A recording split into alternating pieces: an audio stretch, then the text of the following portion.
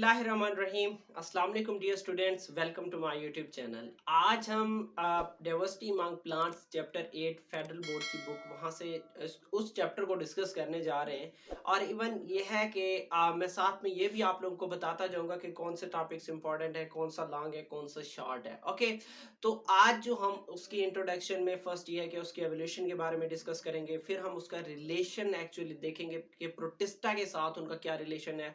फिर उसके बाद हम प्लांट्स की दो टाइप्स हैं, मतलब ब्रायोफाइट्स एंड ट्रैकियोफाइट्स, जिसमें ब्रायोफाइट्स को आज हम डिस्कस करेंगे। ओके, आपको पता है कि प्लांट्स ऑटोट्रॉफ होती हैं, यूकेरियोट्स होती हैं, और क्या है कि ये जो ना अपनी फूड खुद प्रिपेयर करती हैं, मल्टी सेलुलर भी होती हैं। ओके, कि plants are multi cellular.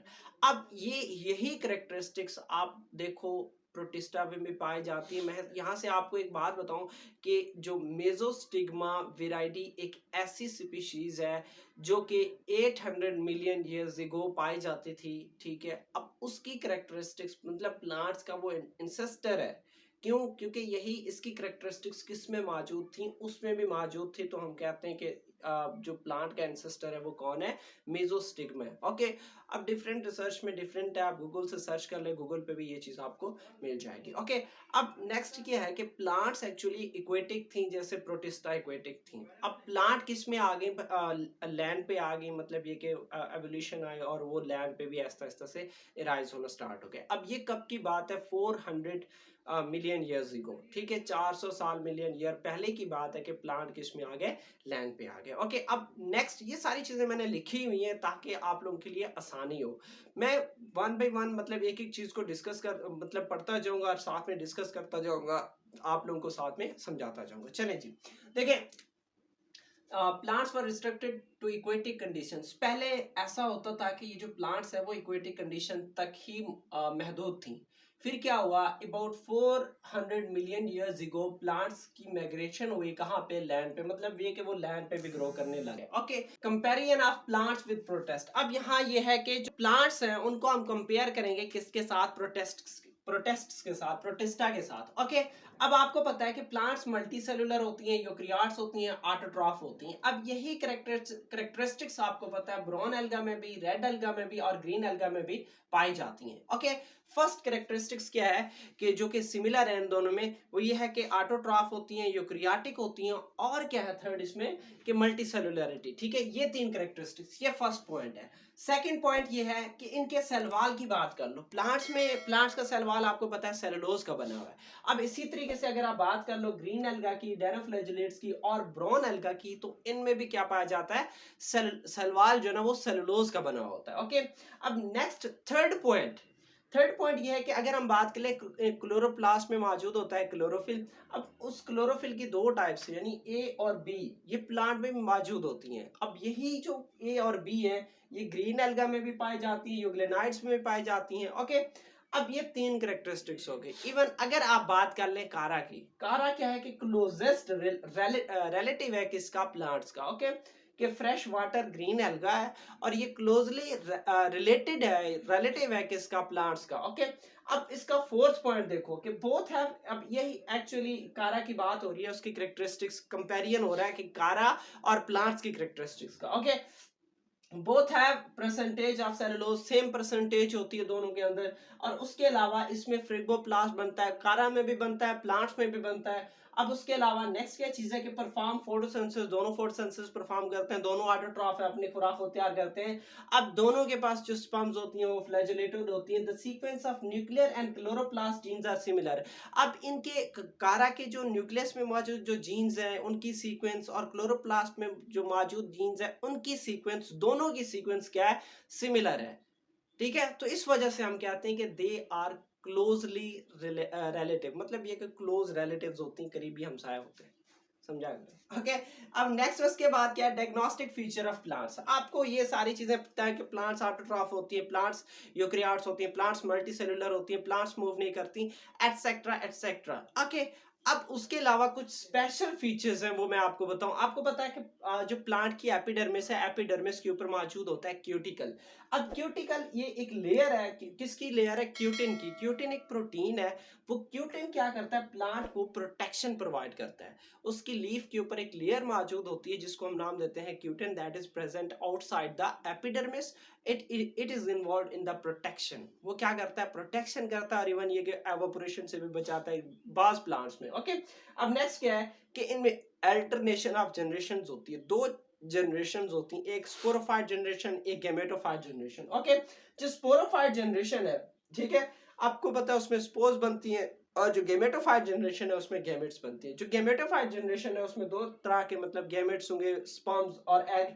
I hope ये सारी चीजें आप लोग 10th में पढ़ चुके हो। ओके, अब थर्ड क्या है कि इसमें सेल वॉल सेलुलोज का बना होता है। Okay, major composition cell wall की सेलुलोज होती है, उसके अलावा हेमी सेलुलोज होती है, पेक्टिन होती है, उनकी क्वांटिटी बहुत कम होती है। ओके, अब नेक्स्ट क्या चीज है, अब हम अपने पढ़ने जा रहे हैं कि नॉन वस्कुलर प्लांट्स को। There are two types of plants, two groups of plants होती हैं। ये चीज मैंने पहले भी कही है कि एक ट्रैकियोफाइट्स और दूसरी कौन सी होती है? ब्रायोफाइट्स।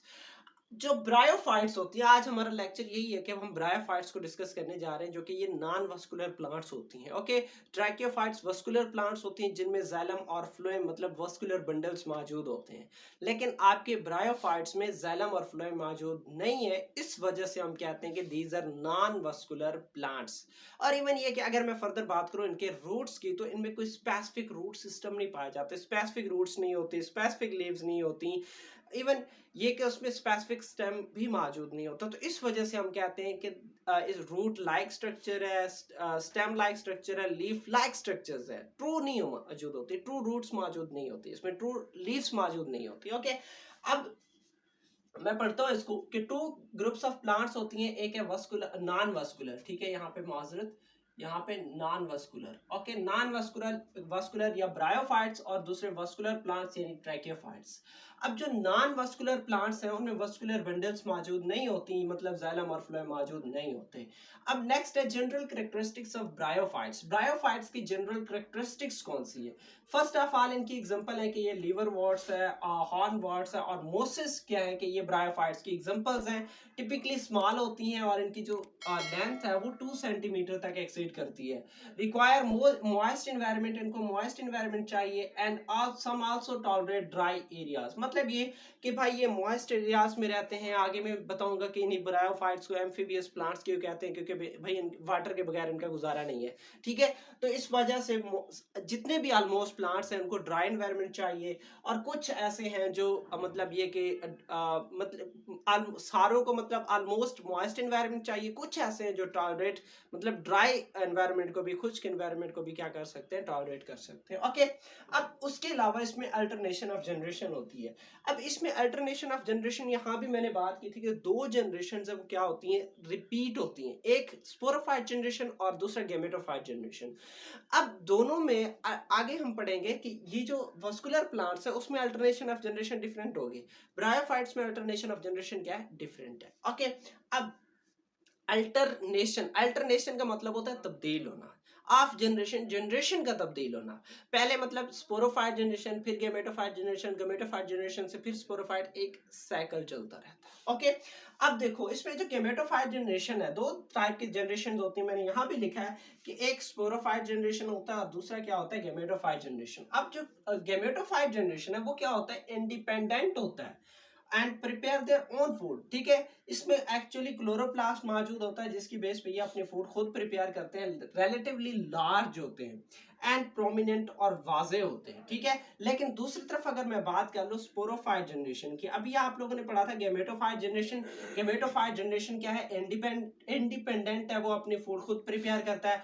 स्पोरोफाइट जनरेशन की बात कर लें, वो क्या है कि जो ना ये उस गैमेटोफाइट जनरेशन के अंदर बंद होता है, कि मतलब अंदर स्पोरोफाइट जनरेशन है उसको सराउंड कौन करता है? स्पोरोफाइट जनरेशन सराउंड करता है। ओके, अब इवन ये कि वो अपने फूड के लिए भी किस पे डिपेंड कर रहे हैं? गैमेटोफाइट जनरेशन पे डिपेंड कर रहा है। स्पोरोफाइट जनरेशन खुद अपनी फूड प्रिपेयर नहीं करता। ओके, अब sporophyte generation is completely closed in a gametophyte generation, कुछ में ऐसा होता है कुछ में नहीं होता, ठीक है। और जो क्लोज्ड नहीं होते वो क्या होते हैं, दे टर्न इनटू ब्राउनिश और स्ट्रॉ कलर्ड, वो ब्राउन कलर, ब्राउनिश कलर या स्ट्रॉ कलर में क्या हो जाती है, कन्वर्ट हो जाती हैं।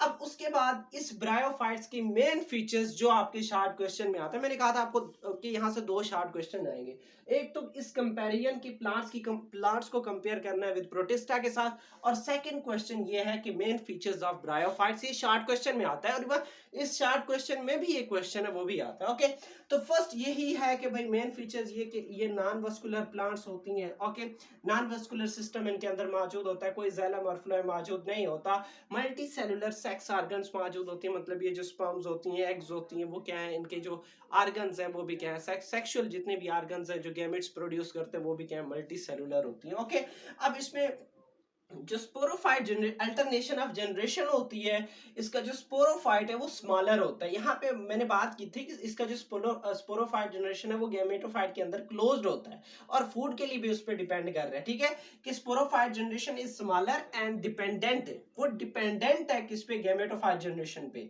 और सेकंड चीज, लास्ट जो मोस्ट इंपॉर्टेंट लाइन लिखी हुई है कि एम्फीबियस प्लांट्स, इनको हम एम्फीबियस प्लांट्स कहते हैं बिकॉज दे नीड वाटर। अब वो उनको वाटर किस लिए चाहिए, रिप्रोडक्शन के लिए भी, उनको एग्जिस्टेंस के लिए भी चाहिए, उनको रिप्रोडक्शन के लिए इस तरह के इनके जो स्पर्म्स हैं वो मूव करके जाते हैं वाटर में, मूव करके कहाँ तक जाते हैं, उनके आर्चिगोनिया, मतलब ये कि उनके फीमेल रिप्रोडक्टिव सिस्टम तक मतलब पहुंचने के लिए उनको वाटर चाहिए। इस वजह से कि भाई इनको वाटर रिक्वायरमेंट है, वाटर बहुत जरूरी है, इस वजह से इनको हम नाम देते हैं एम्फीबियस प्लांट्स का। ओके, तो ये था हमारा आज का लेक्चर। इससे रिलेटेड कोई भी क्वेश्चन हो तो कमेंट सेक्शन में कमेंट करो। इवन ये कि इस तरह के ये तो लेक्चर्स हैं, इससे रिलेटेड टेस्ट सीरीज के लिए, इन सारी चीज़ों के लिए आप कमेंट सेक्शन में कमेंट करें। इवन ये कि आप मुझे फेसबुक पे भी, इंस्टाग्राम पे भी मैसेज कर सकते हैं। ओके, और इंशाल्लाह मिलते हैं नेक्स्ट वीडियो में, तब तक इजाज़त चाहता हूँ। ओके, अल्लाह हाफिज़।